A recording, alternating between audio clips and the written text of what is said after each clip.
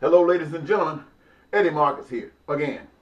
I wanted to talk to you on the subject matter. Black people rise up. And I say this to you because if you want to accomplish anything in life, you better straighten your back up. But I don't want to just leave it black people rise up because it makes me sound like a racist. And I am not a racist. It is true that white people in America seem to be sitting on the top of the totem pole and black people sitting at the bottom of the totem pole. But if you get up, it's going to be because you stand up. And I don't want it to seem racist because while white people might sit on the top of the totem pole here, in other countries, black people sit on the top totem pole. And they are suffering there just like they're suffering here. And the reason is that it doesn't matter who's sitting on the top of the totem pole. There's a power that's evil that's running the whole darn score. All over the world, there's a power that's evil running the whole darn score. And you can stop praying to God about saving you and helping you out of this predicament. When God made you, God made it possible for everybody to have their heaven or their hell. When this earth was made, he made this earth in such a way that everything that you would need, human beings would need outside of themselves to create heaven or hell was implanted in the earth. And when God made man, whatever is needed to create heaven or hell was implanted in man.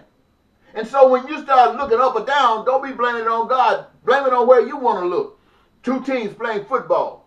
One pray to God. Both pray to God. God help us win this game. But there's a winner and there's a loser. Are you supposed to assume that God blessed the winner and didn't the loser? No, it had nothing to do with God. It had to do with preparation. One was prepared. The other one was not. Two people looking for a job. Both unemployed. Both pray to God. One gets a job and the other one doesn't. Has God anything to do with it? No. Either one was prepared and the other one wasn't, or one went to where they were hiring and the other one went where they were not hiring. And God did not have anything to do with it. I tell you, the plan of God is that everybody should live peaceful. Everybody should live prosperous. Everybody should be joyous in this life. But they don't because you have made the choice to either be afraid or whatever that allows that to exist. And I'm saying to you, ladies and gentlemen, stand up. Straighten your back up. Stop praying to God and use the power that God has given you. And God has given it to you in love. We're in a very awkward situation right now. It seems as though the whole world is ran by evil. The whole world.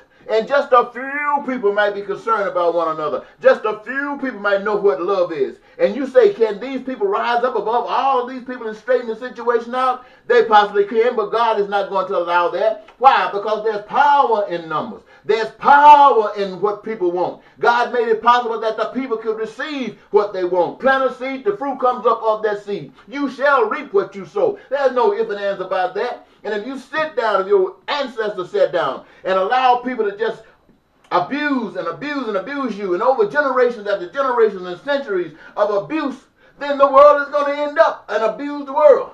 And when you find out the suffering that's going on, you can either do one or two things.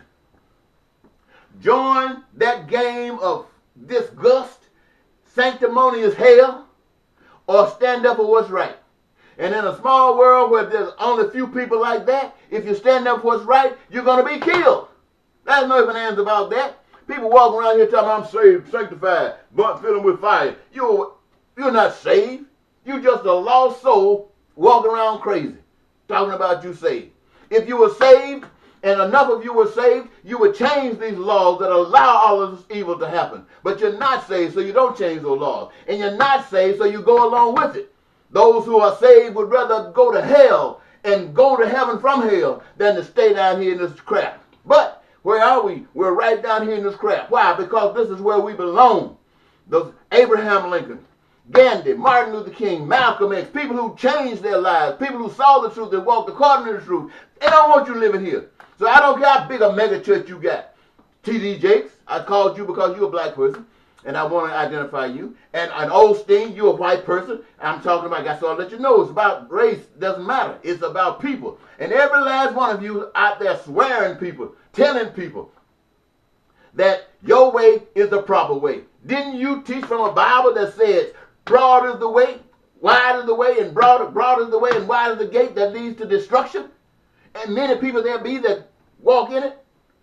Mega churches, thousands and thousands. T.D. Jakes, Osteen, many others, but just these two as an indication. Thousands and thousands. Don't you think that takes a wide path? Don't you think that takes a broad path, a wide gate? Then they say the path to life is straight, and narrow is the gate.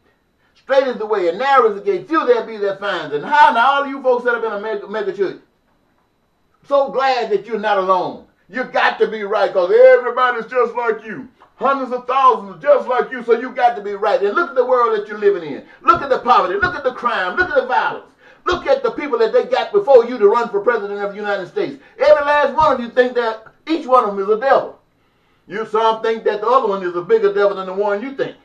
And you're sitting there to vote for, put them in office. Why? Because you are a devil too. You are a devil too. But there are people out there talking about peace. There are people out there talking about love and peace and prosperity for everybody. There are people out there saying that. You haven't heard them because the powers that be don't want you to hear them. Not only that, those who are sitting in the same house with those people don't want to hear it. Think that they are crazy. Talking about peace and love, you got to be crazy. This is hell, and we're not going to allow no love here. This is America. This is the world that we live in. We're not going, many of you call yourselves lawyers. Many of you call yourselves educators.